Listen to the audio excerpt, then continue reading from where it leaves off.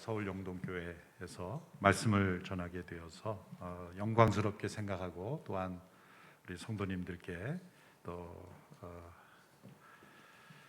감사를 드립니다. 그래도 될까요?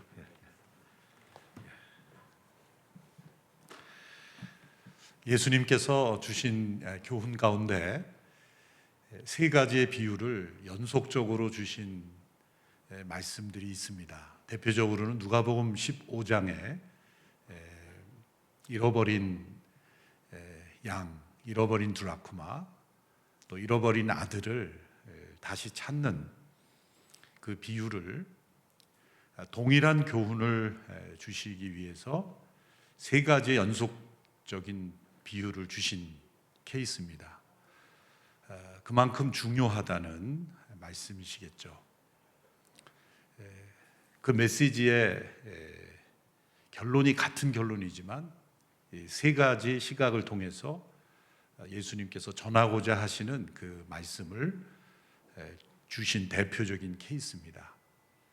또 우리가 오늘 함께 읽은 이 마가복음 2장에 나오는 이 말씀 또한 세 가지의 비유를 통해서 주님의 백성들의 공동체의 모습이 어떠한 모습이 되어야 하는가를 가르쳐 주시기 위해서 세 가지의 비유를 통해서 동일한 교훈을 주고 계십니다.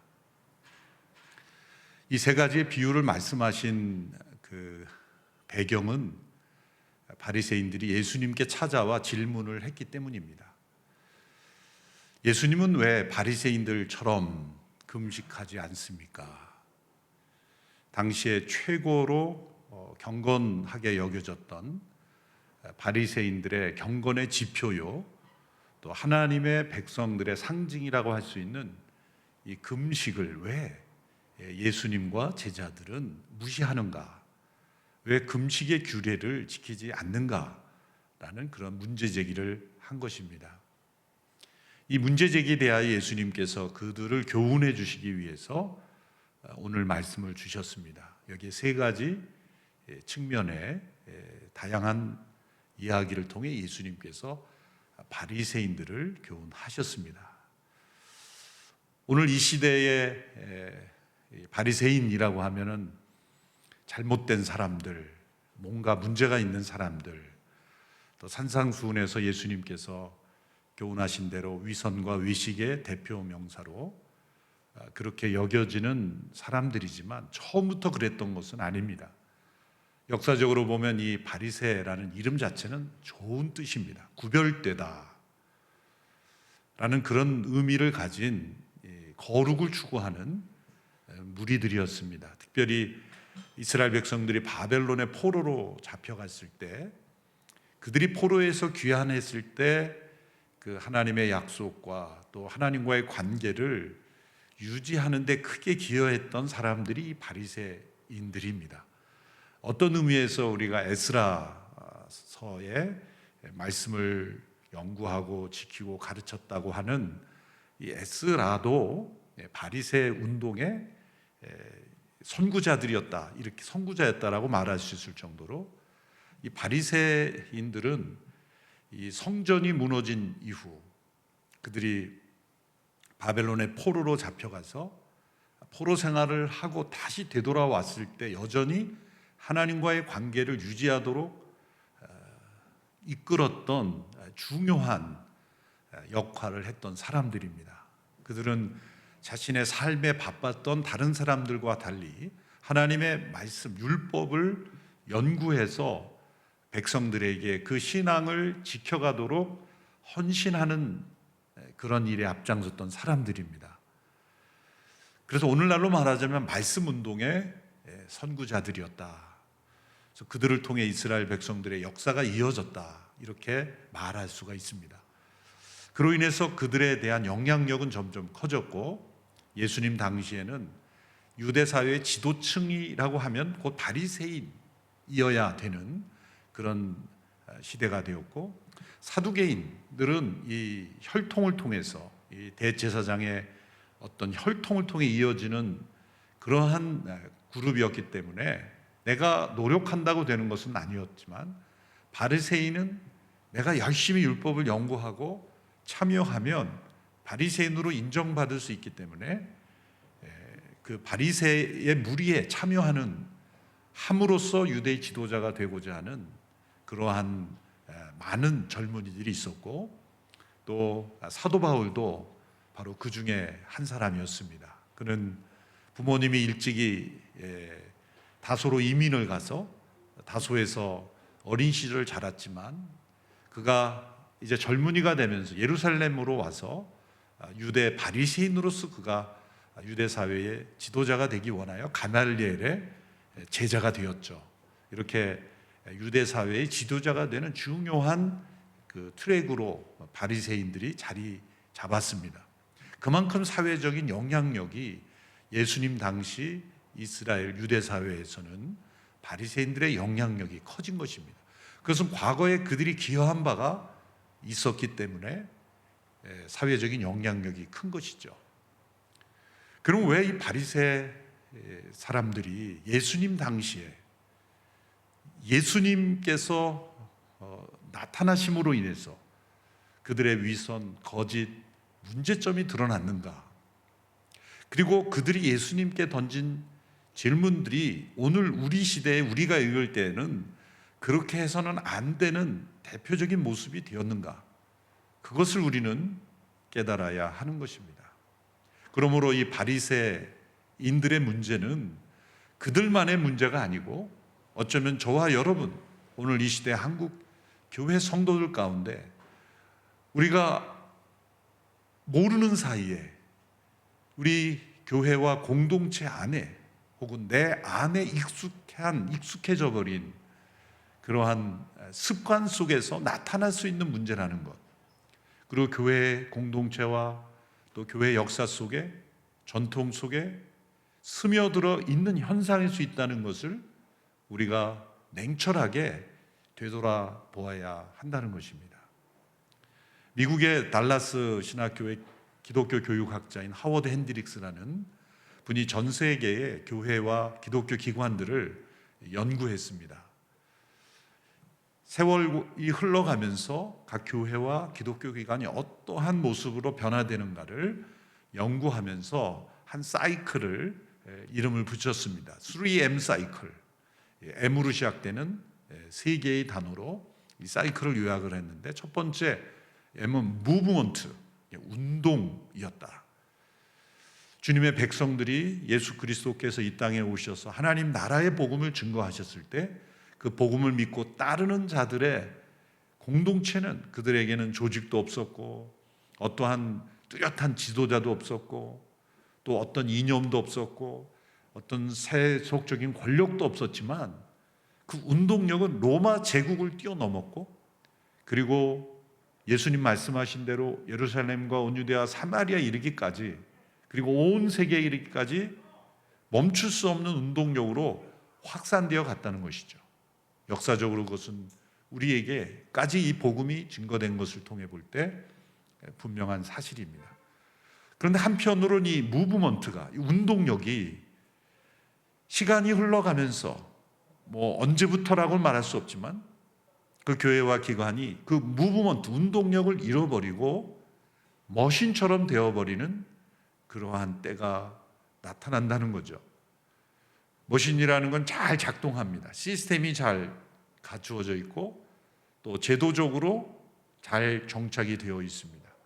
그래서 1단계의 무브먼트 단계에서는 뭔가 짜임새가 없는 것 같고 또 문제가 많이 나타납니다. 대표적으로 사도행전에 보면 구제 명단에 사람들이 빠짐으로 인해서 갈등이 일어나지 않습니까? 또 그 갈등으로 인해서 집사직이 생겼죠. 초대교회에 나타난 집사직은 문제에 대한 해결책으로 만든 겁니다. 예수님께서 교회에 대한 청사진을 주시면서 교회 조직은 이렇게 하고 임원은 이렇게 두고 이사회는 이렇게 두고, 그렇게 조직을 알려주시지 않으셨습니다. 신앙 고백을 알려주셨죠. 주는 그리스도 살아계신 하나님의 아들이란 이 고백 위에, 이 반석 같은 고백 위에 주님의 교회를 세우리라. 그 고백 위에 세우는 제도와 조직은 문화와 역사, 시대, 사람들의 합의에 따라서 그 제도는 얼마든지 문제를 해결해 가면서 바꿀 수 있는 그러한 창의적인 영역을 우리에게 남겨주셨습니다. 그런데 사람들이 만들어간 제도는 언제부터인가 사람들이 만든 제도에 사람들이 그 제도에 묶이게 되고 또 어떤 비전에 의해서 만들어진 시스템이 후에는 그 시스템이 비전을 무너뜨리는 경우가 역사적으로 많이 있습니다. 그것을 우리는 머신 단계의 교회다라고 말할 수가 있습니다. 그래서 기계는 뭔가 하나를 바꾸면 안 되는, 나사 하나만 빠지면 무너지는, 그래서 1단계 무브먼트 단계보다는 훨씬 더 작동은 잘하지만 유연성이 약하고 무엇보다도 1단계에 있었던 영적 감동, 눈물, 헌신 이런 것이 없고 그저 기계처럼 잘 작동하는 그런 조직으로 움직여지는 단계가 된다는 거죠. 그런 2단계 머신 단계가 되면 그렇게 계속 흐르다 보면 이제 세 번째 애매 단계에 도달하게 되는데 그 세 번째 애매 단계는 모뉴먼트, 기념비처럼 되어버린 혹은 뮤지엄처럼 되어버린다는 거죠. 유럽의 많은 교회들이 뮤지엄이 됐습니다. 저도 자주는 못 갔습니다만 집회 때문에 독일이나 여러 가보면 그 마을의 가장 중요한 지역에는 교회가 있고 또 그 교회의 첨탑은 가장 높이 올라가야 되고 그 마을에서 교회보다 더 높은 건물은 지을 수 없는, 그래서 광장 옆에 교회 그리고 교회 첨탑이 가장 높은 교회의 권위를 보여주는 중세시대의 마을들을 여기저기서 볼 수 있습니다. 그런데 그런 교회에 지금 가보면 박물관이 되어버렸어요. 한 독일 교회를 제가 방문했을 때 그 벽에 걸려있는 그림을 소개하면서 잠시만 머물렀다가 움직이라는 거예요. 왜? 숨을 많이 쉬면 부식이 되니까 빨리 비키라는 거죠. 숨도 못 쉬게 하는 거예요. 그래서 이것이 천몇백 년 된 그림인데 그림을 소개하는 거예요. 그 속에서 얼마나 하나님께 예배드리고 영혼이 변화되는 그런 고백이 아니라 얼마나 이 건물이 오래됐는가, 이 건물 안에 있는 그 그림들은 얼마나 오래됐고 문화재 몇 호고 그런 가이드만 받다가 온 기억이 났습니다. 물론 그것도 중요하죠. 문화재로서 중요하죠. 그것은 문화재관리청이 할 일이 아닌가 그런 생각하고 교회의 본질인가라고 생각할 때는 교회가 운동력을 잃어버린 교회가 될 수 있다. 뮤지엄이 되어버린 교회가 되어서는 안 되지 않을까. 그렇다면 1단계의 이 무브먼트 단계, 이 운동력은 도대체 무엇인가? 그리고 어떠한 상황에서 이 운동력을 잃어버리게 되는 것일까? 교회를 정의하는 많은 정의가 있지만 제가 오늘 설교 제목으로 붙인 멈출 수 없는 운동력이라는 것은 미국의 LA에서 목회하는 어윈 맥매너스라는 목사님이, 이분은 남미분인데 교회론에 대한 책을 쓰면서 이 제목을 붙였어요. Unstoppable Force, 멈출 수 없는 힘, 이런 제목으로 교회론의 책을 써서 제가 감동을 받았던 기억이 있습니다. 교회란 과연 멈출 수 없는 운동력인가? 사실 초대교회 성도들을 보면 그들에게는 어떤 잘 짜여진 조직이나 체계가 없었습니다. 그러나 그들에게는 운동력이 있었습니다. 오늘 이 시대에는 잘 짜여진 조직과 제도와 교단과 질서가 있습니다. 어쩌면 우리에게는 운동력이 없습니다. 예수님 당시에 사회의 지도층이 되었고 또 가장 영향력이 있었던 바리새인들이 지금 예수님께 던지는 그 질문, 왜 예수님은 그리고 그 제자들은 우리처럼 금식하지 않습니까? 그들의 바리새인들의 가장 중요한 전통은 일주일에 2번 금식하는 것이었습니다. 물론 11조도 하고요. 일주일에 2번 금식할 때 그들은 죄를 뒤집어 씌고 찢어진 옷을 입고 많은 사람들이 보는 앞에서 나 금식하오라는 것을 알아볼 수 있도록 그렇게 금식했다는 거죠. 예수님께서는 산상수훈에서 너희가 금식할 때는 기름을 바르고 모르게 하라. 은밀히 보시는 하나님 앞에 금식하라. 예수님은 금식을 반대하신 것이 아니죠. 산상순의 말씀을 보면 예수님은 금식하지 않으신 것이 아니라 은밀히 금식하신 거예요. 바리새인들이 한 질문은 그러므로 예수님을 모르고 한 질문이죠. 예수님은 많은 시간 금식하셨습니다. 때로 제자들이 음식을 만들어 오면은 예수님 이제 음식 드셔야 했더니 괜찮다. 나는 너희들이 알지 못하는 양식이 있다. 예수님은 때로 배고픔도 이기는 금식의 그 충만함 속에서 40일을 금식하셨을 뿐만 아니라 바리새인들이 정기적으로 하는 금식보다 훨씬 더 많은 금식을 하셨습니다. 그러나 바리새인들처럼 하지 않았던 거죠. 다른 사람들이 나타나는 그런 모습으로 금식하지 않았을 뿐인데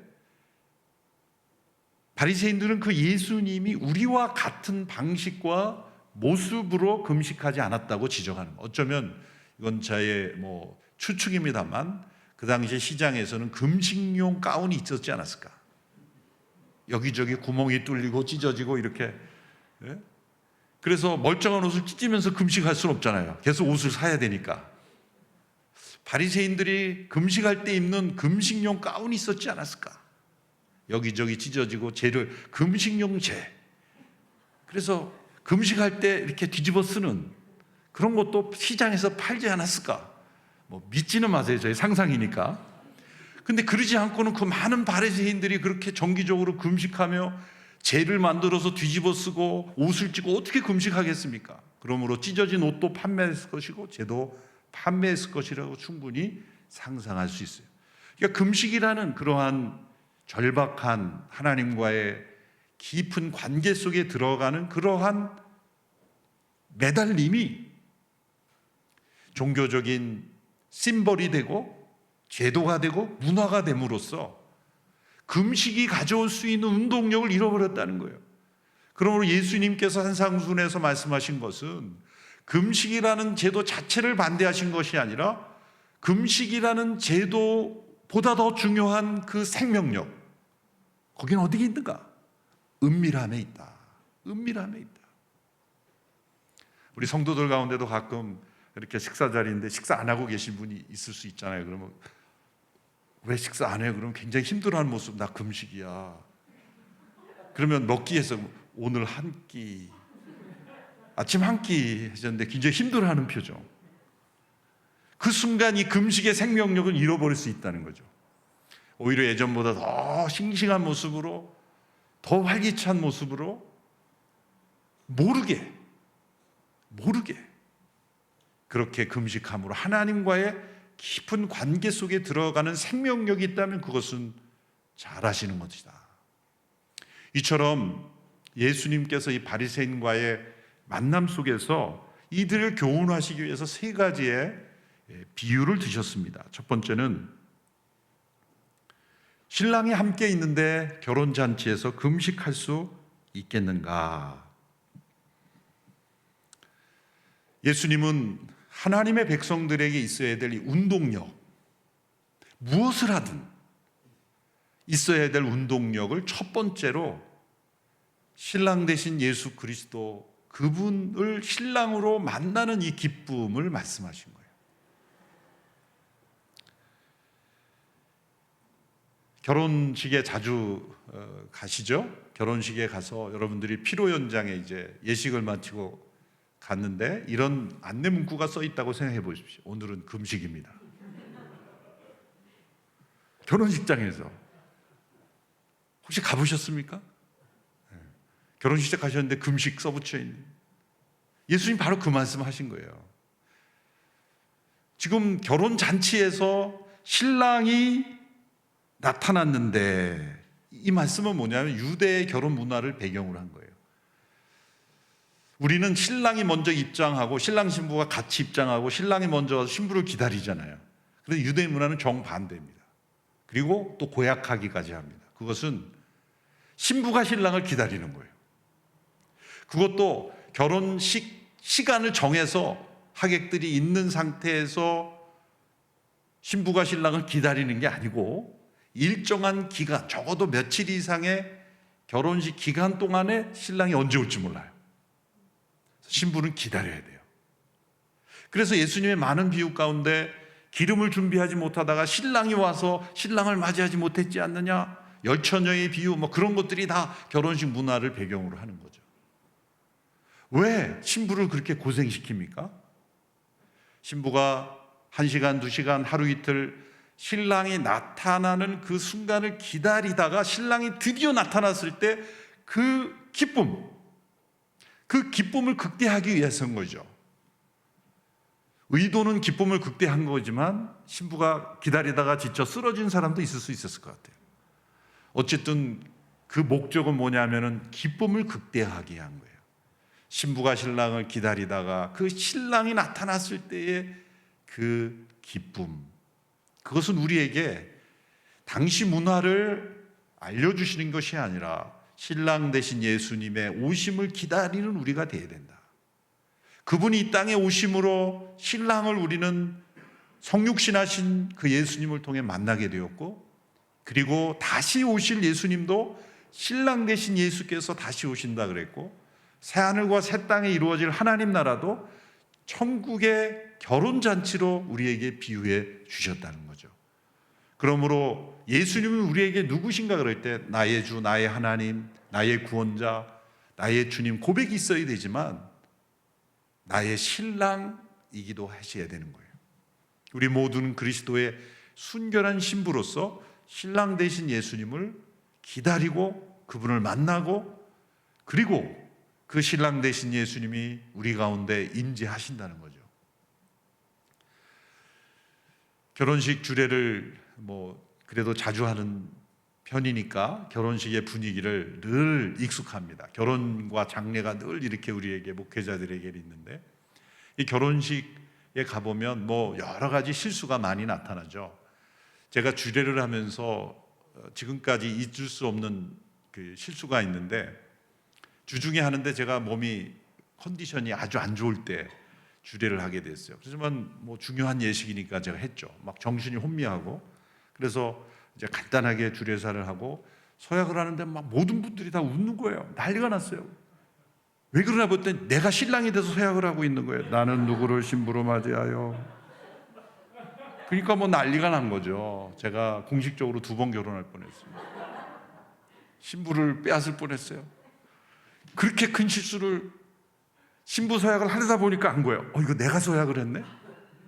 서약을 시켜야 되는데 이 정도 되면은 멱살로 잡혀 끌려가야 되잖아요. 그런데 신랑이 너무 미안하다고, 내가 몸이 안 좋아서 제가 혼미했다 그러니까 잊을 수 없는, 정말 사실 재밌었겠어요. 그러나 그냥 용서가 되는 거예요. 그날 얼굴 붉히고 주례자가 저럴 수 있나, 해봐야 뭐합니까? 중요한 게 뭐예요? 결혼이잖아요. 두 사람의 결혼이 중요한 거예요. 제가 이미 목회를 하면서 재직들 가운데 서로 갈등이 있고 서로 알력이 있고 이런 분들이 있잖아요. 저는 알죠. 또 일부 성도들이 알죠. 그런데 어느 결혼식장을 이제 외부에서 하는데 그분들이 오셨는데 로비에서 저랑 이렇게 만난 거예요.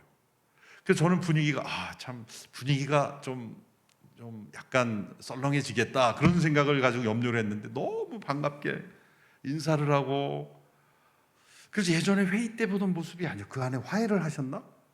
그렇게 생각을 하고 이제 잘 됐다 싶어서 이제 결혼을 너무 기쁘게 서로 막 이렇게 하는 모습을 보면서 마음이 안도를 했어요.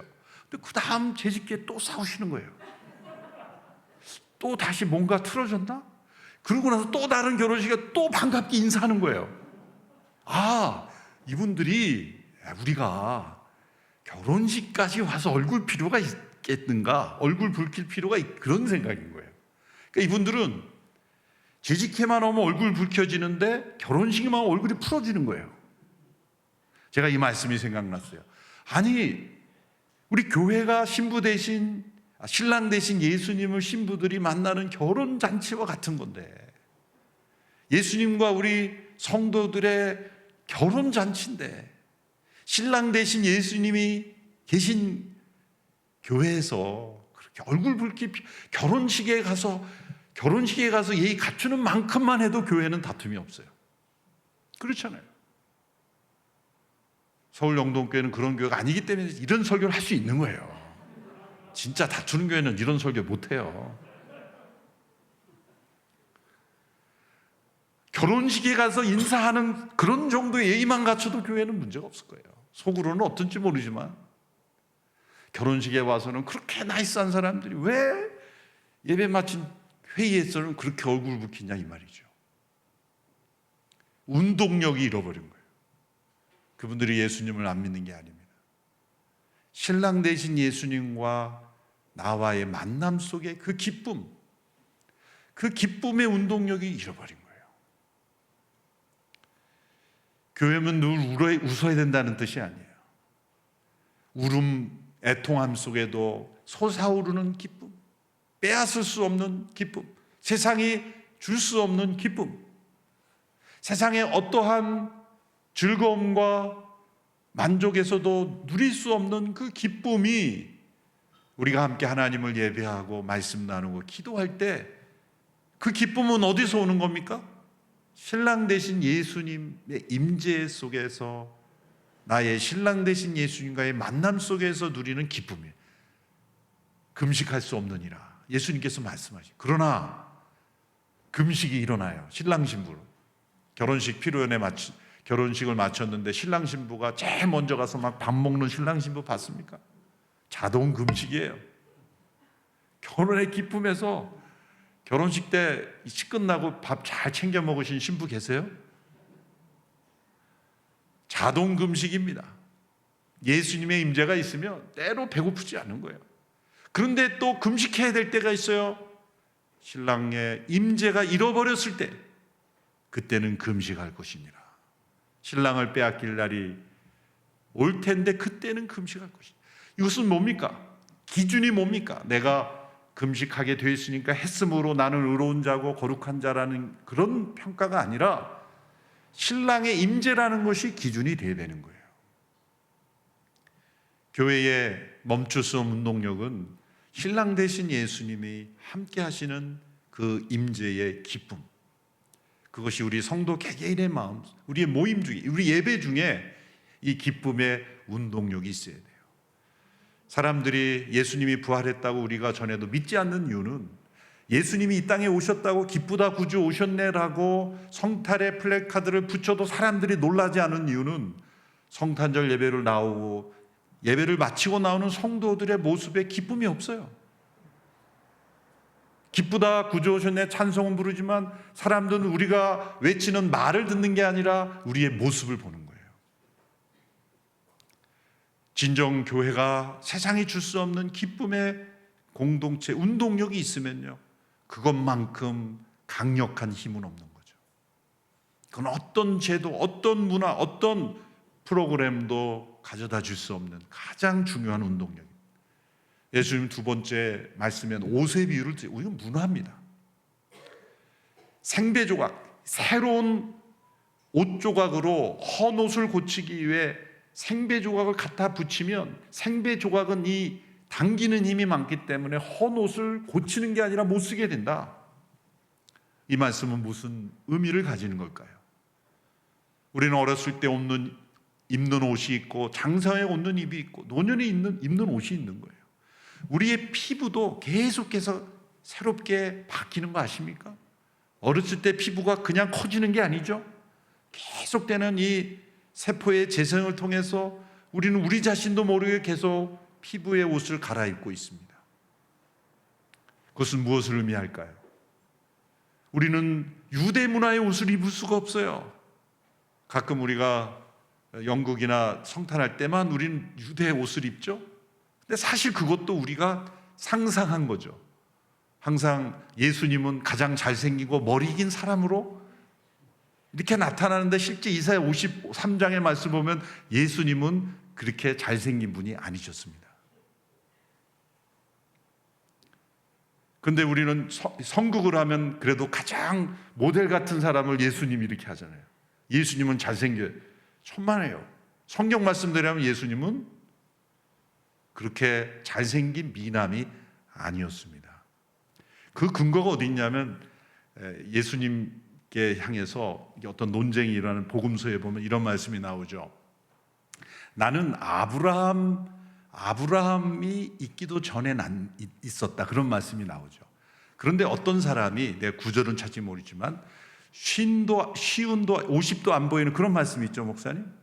예수님께 어떤 사람이 50도 안 된 사람이 아브라함을 들먹이느냐, 이런 말씀이 있어요.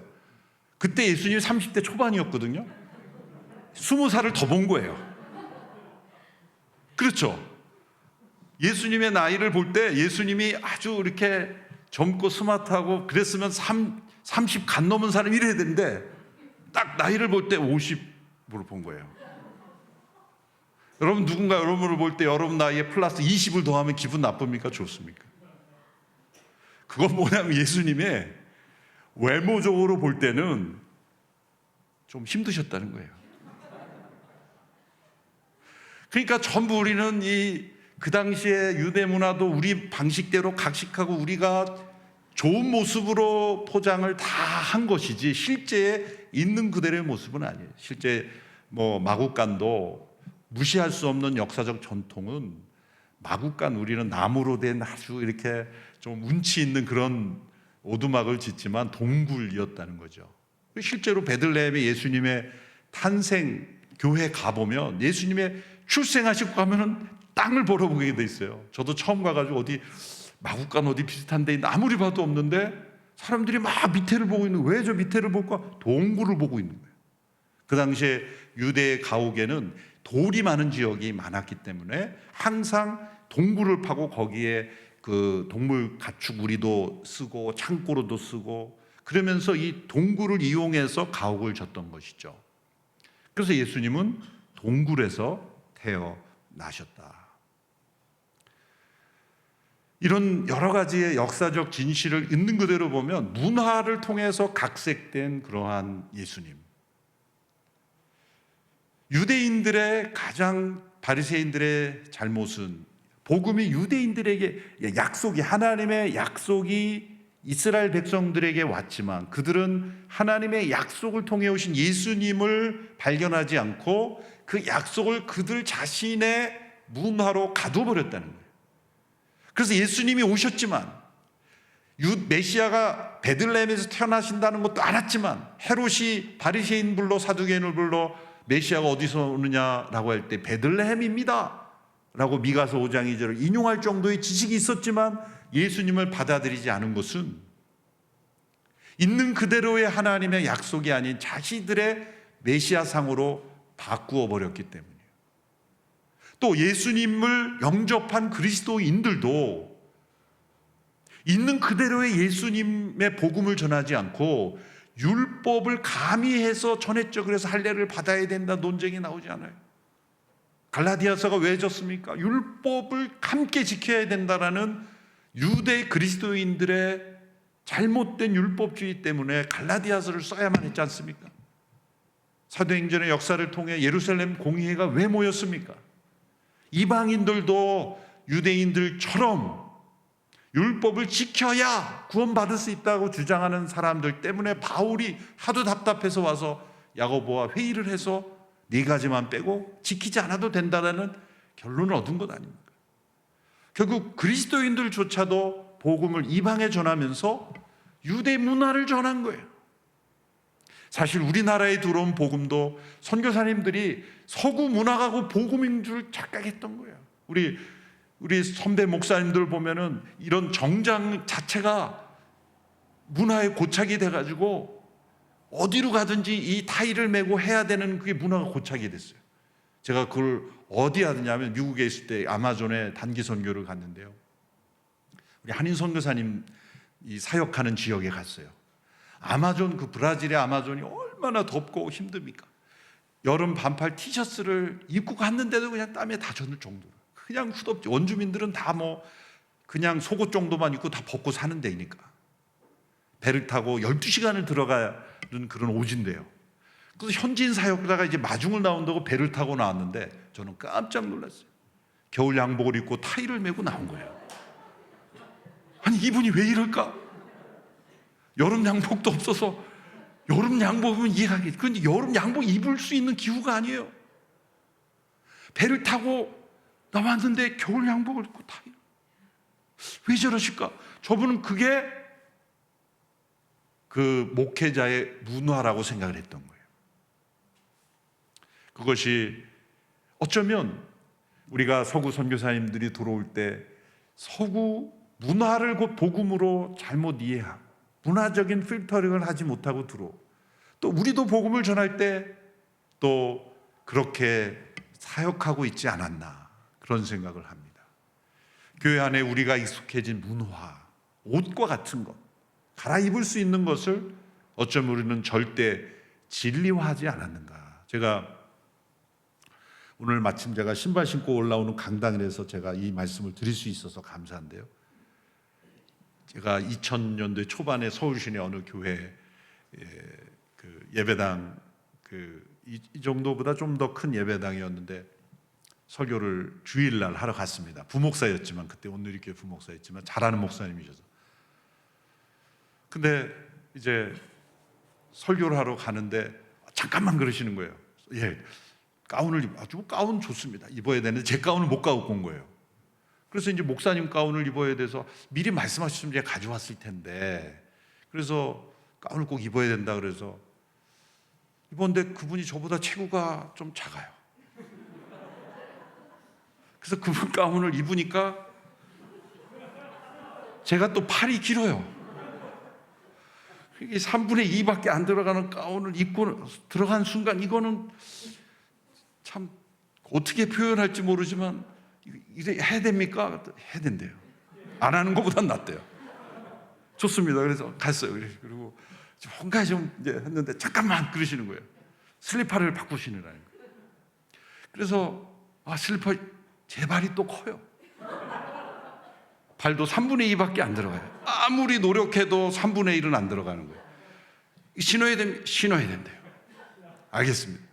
근데 또 바깥을 경유해서 오게 돼 있어요. 실내만 오게 돼 있으면 되는데 그날 또 비가 왔어요.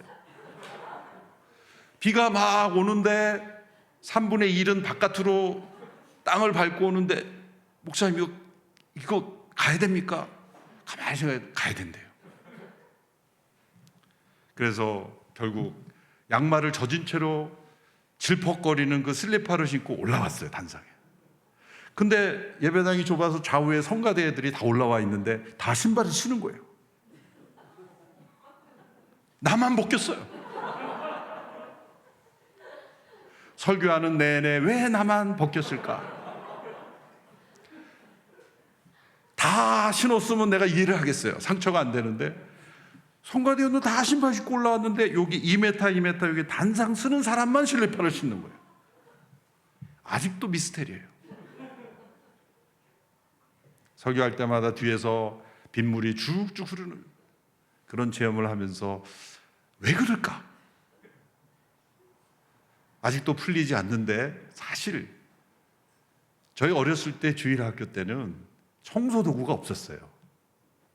그래서 유일하게 교회에 단상만 카펫을 했어요. 그런데 어릴 때 거의 비포장도로였잖아요. 아스팔트 외에는 전부 흙이었으니까 이 성도들의 신발에 흙이 그냥 따라다녔어요. 그런데 어른들은 뭐 쉽게 안 올라오죠. 아이들이 저희 같은 애들이 막 올라오니까 사찰 집사님이 그거를 해결할 청소도구가 없었어요. 그래서 슬리퍼를 신은 거예요. 그래서 벗고 거기는 슬리퍼를 신도록 한 것이지 내 발에서 신을 벗으라는 말씀에 순종한 게 아니에요. 구약의 시대에는 신발을 벗는 것이 복종의 모습이고 예였지만 오늘은 신는 게 예입니다. 이게 옷입니다. 문화고 그렇습니다. 우리가 익숙한 그러한 문화가 때로는 복음의 본질과 말씀의 본질과 운동력의 본질을 가리울 수 있다는 것. 그것을 냉철하게 스스로 옷을 갈아입는 노력을 하지 않으면 바리새인들처럼 된다는 거죠. 외식과 자랑과 어떠한 이런 것들은 어떻게 보면 드러나는 죄악이고 그렇지만 보이지 않게 우리가 경건하게 하나님을 신앙하며 살아가면서도 우리도 모르는 익숙한 문화 속에서 우스꽝스러운 문화가 될 수 있어요. 사실 한국교회 오랜 전통에서 매식하지 않고, 저는 좋은 전통이라고 해요. 저희 뉴저지에서 목회할 때도 한 타운이 주일만 되면 모든 백화점 그 샵이 다 닫아요. 그러니까 청교도의 전통이 살아있는 거죠, 그 지역에. 전 좋은 전통이라고 생각을 합니다. 그런데 이제는 우리 일상생활에 주일날도 버스를 타야 되고 식사를, 그런 시대가 되어버렸잖아요. 그래서 제가 전도사 할 때도, 제가 온누리교회 이전에 어느 교회 사역할 때는 아주 엄격한 그런 교회였어요. 근데 저는 싱글 전도사, 남자 전도사였고, 주일날 하루 종일 새벽에 나가서 저녁 늦게까지, 저녁 권사의 찬양대 뭐 지휘까지 다 하고 들어오면은 배가 너무 고픈 거죠. 그러면 미리 장을 봐놔서 뭘 집에서 그 자취방 옥탑방에서 제가 혼자 생활했는데 뭐 미리 사다 놓은 것도 없고 요리해 먹을 수가 없어요. 근데 교회 룰은 매식하면 안 되는 거예요, 주일날. 자, 그러면 제가 어떻게 해야 될까요? 금식해야죠. 그렇죠? 그 정도의 믿음이 안 됐어요. 제가 생각해 금식했어야 되는데 너무 배가 고프니까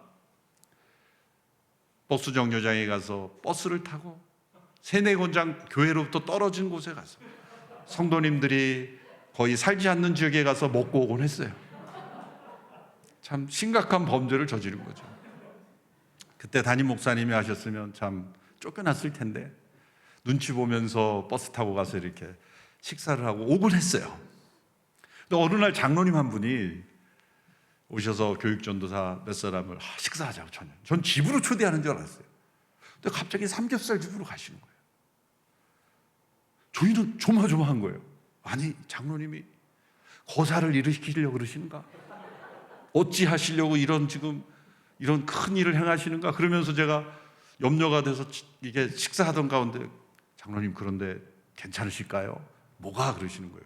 이거 목사님이 하시면 이거 주일 매식 안 되는데 어떻게 하시려고 그럽니까? 그랬더니 그분 말씀 그대로 이런 거예요. 괜찮여, 돈은 내일 내기로 했어. 그걸 몰랐던 거예요. 그걸. 역시 장로님의 이 노하우. 이분은 외상장부를 만들어 놓고 식당에서 외상을 단골에 드셨던 거예요, 합법적으로.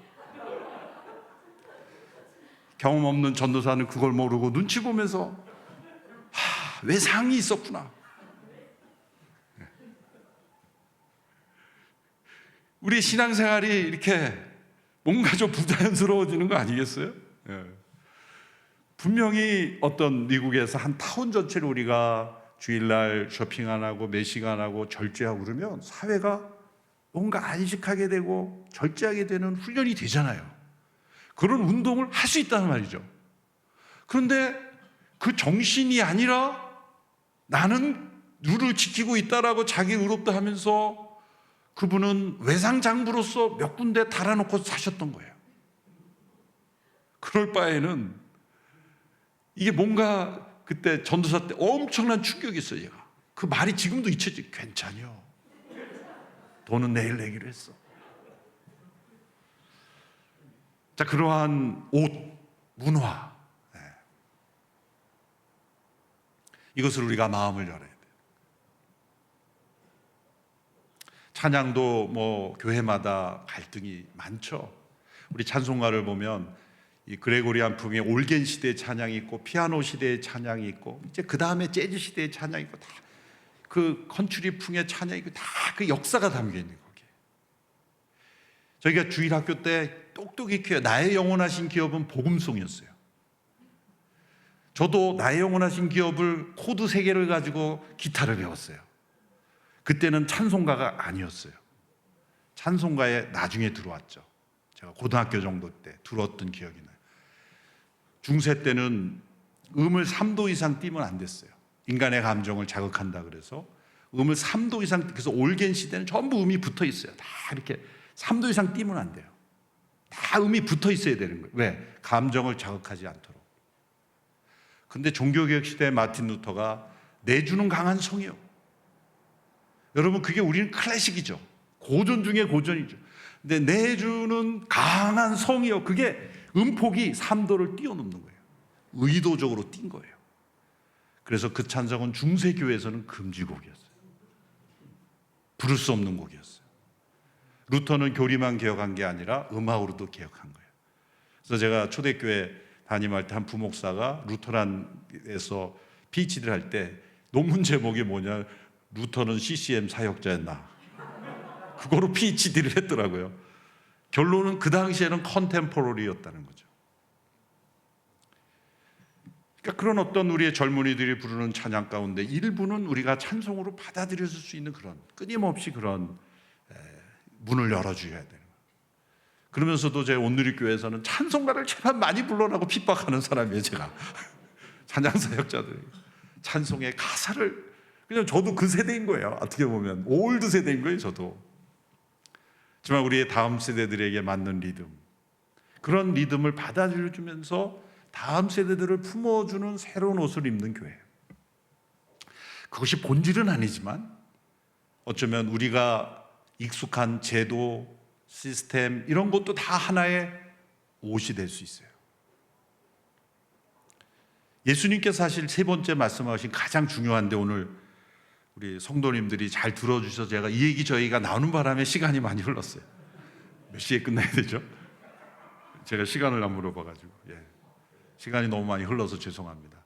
딱 끝나는 시간이 정해져 있는 것은 아닙니까? 감사합니다. 이 새 포도주는 새 부대라는 예수님의 말씀이 사실 핵심이죠. 우리가 새 포도주는 새 부대 그럴 때 사회에도 많이 인용을 해요. 유명해져서. 근데 잘못 오해가 된 거예요. 새 부대에 초점을 두는 게 잘못이에요. 조직과 제도를 새롭게 하자, 이 뜻이 아닙니다. 예수님의 이 말씀의 방점은 새 포도주에 있는 거예요. 새 포도주라는 번역은 사실은 잘못된 거예요. 새 포도즙입니다. 왜냐하면 예수님 말씀하신 것은 이 가죽 부대에, 유대인들이 포도주를 담을 때는 가죽 부대에 담았어요. 왜냐하면 늘어져야 되기 때문에. 그래서 포도를 이렇게 담는 과정을 보면 이 포도를 다 그 가죽 부대에 올려놓고 올라가서 이렇게 밟습니다. 그러면 이 진리게 져가지고 바닥으로 즙이 새어 나오죠. 그럼 그걸 가죽 부대에 담습니다. 그럼 왜 가죽 부대에 담냐면 이 즙이 발효되는 과정에서 가스가 나오거든요. 그럼 팽창을 합니다. 그러면 이 가죽 부대는 유연하게 늘어날 수가 있는 거예요. 그런데 여러 번 이 작업을 해서 더 이상 유연성과 탄력성이 없는 가죽 부대는 어떻게 될까요? 낡은 가죽 부대를 새 포도즙을 담아 놓으면 늘어나는 팽창력을 견딜 수가 없어서 뻥 하고 터지는 거예요. 예수님 당시에 여러 가정에서 가죽조차 찢어져 버리는 그런 일들이 종종 일어났던 것입니다. 핵심은 뭐냐면 새 포도즙, 그것은 예수님이 오심으로 이 땅에 임한 하나님 나라의 임재, 오순절 성령 강림하신 성령님의 역사, 이 예수 그리스도의 영의 임재가 바로 낡은 가죽 부대를 터지게 할 정도의 운동력이 있다는 거예요. 그런 의미에서 역사적으로 보면은 초대교회에 있었던 이 영적인 새 포도즙의 운동력은 유대교라는 가죽 부대를 터뜨렸던 거예요. 예수님은 어떤 새로운 종교를 창시하면서 유대교를 대항하여 싸우지 않으셨습니다. 예수님은 하나님 나라를 나타내셨을 뿐이에요. 그런데 그 하나님 나라의 운동력은 유대교라는 바리새인들이 만들어 놓은 낡은 가죽 부대는 그냥 터져버리는 거예요. 로마 제국이 가졌던 정치적 세력도 터져버리는 거예요. 어떠한 이 세상의 조직, 권력, 재물, 이념, 그 어떠한 것도 이 하나님 나라의 운동력을 가둬둘 수 없는 거예요. 다 터져버리는 것입니다. 이 세상에 어떤 것도 막을 수 없는, 이 멈출 수 없는 운동력, 그것이 하나님 나라의 복음인 거예요. 우리의 존재 자체가 운동력이 있어서 우리가 어떤 이념을 만들고 제도를 만들어서 사회를 향해 운동을 하지 않아도 그 공동체 자체는 그 사회의 낡은 가죽 부대를 터뜨리게 하는 거예요. 띠를 두르고 어떤 대열을 갖추어서 항의하고 데모함으로써 세상을 바꾸는 그런 차원이 아니라 그 공동체에 가진 운동력 때문에 강력한 이 새 포도즙에 팽창하는 것이 옛 가죽 부대를 터지게 만드는 거예요. 사람들은 칼을 가지고, 무기를 가지고, 펜을 가지고, 세상의 힘을 가지고 낡은 가죽 부대를 새로 만들어야 된다고 하지만 우리는 그렇게 하는 게 아니죠. 우리 안에 있는 하나님 나라의 복음의 능력력이 세상의 낡은 가죽 부대 터지게 하는 거예요. 그런 의미에서 종교개혁은 마틴 루터의 그 진리의 말씀을 발견한 그 운동력이 당시에 그 어마어마했던 로만 캐톨릭의 낡은 가죽 부대를 터뜨리게 했던 거예요. 오늘 이 시대 우리에게 제2의 종교개혁이 필요하다고 말합니다. 제2의 종교개혁을 이루기 위한 운동을 만들고 본부를 만들고 벌써 그것은 안 되는 거예요. 진정한 운동력은 벌써 곳곳에서 낡은 가죽 부대가 터지는 일들이 일어나야 되는 거예요. 그 안에 있는 생명의 운동력 때문에 낡은 가죽 부대가 터져나가야 하는 것이죠. 오늘 이 시대의 복음화의 가장 큰 장애물이 제도화된 교회라는 말이 있는데 안타깝게도 그것은 사실입니다. 교회 제도가 복음보다 더 중요해질 수 없지만 교회 제도가 복음보다 더 중요한 역할을 할 때 그것은 낡은 가죽 부대에 갇혀 있는 것이며 또는 어쩌면 그 안에 들은 것은 새 포도즙이 아니라 옛 포도즙일 수 있습니다. 팽창력이 없는 새 포도즙이 아닌 경우일 때는 그건 조용해지는 거예요. 그러나 복음의 능력은 신랑 대신 예수님을 만나는 기쁨의 운동력이 있는 것이고 새 옷을 갈아입을 수밖에 없는 그런 운동력이 있는 것이고 그리고 새 포도즙의 운동력이 있기 때문에 새 가죽 부대를 준비할 수밖에 없는 것입니다. 그런 의미에서 두 가지 비슷한 단어가 있는데 하나는 정통이 오토독스, 또 하나는 전통, 트레디션입니다. 트레디션, 전통이라는 건 오래되면 다 전통이에요. 100년, 200년 되면 다 그건 전통이라. 거기에 나쁜 전통도 있고 좋은 전통도 있을 수 있어요. 조금 다른 말로 하면 정통성 있는 전통도 있고 정통성 없는 전통도 있는 거예요.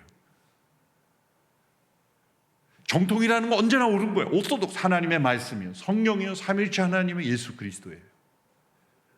그리고 교회가 가진 전통이 정통성 있는 것이냐, 그것은 계속 지켜야 돼요. 그러나 정통이 아닌 전통은 낡은 옷이요, 옛 가죽 부대요, 그리고 바리새인들이 지켜왔던 그 음식일 수 있는 거예요. 그러므로 한번 따라해 보십시다. 발음을 잘 따라 하셔야 돼요.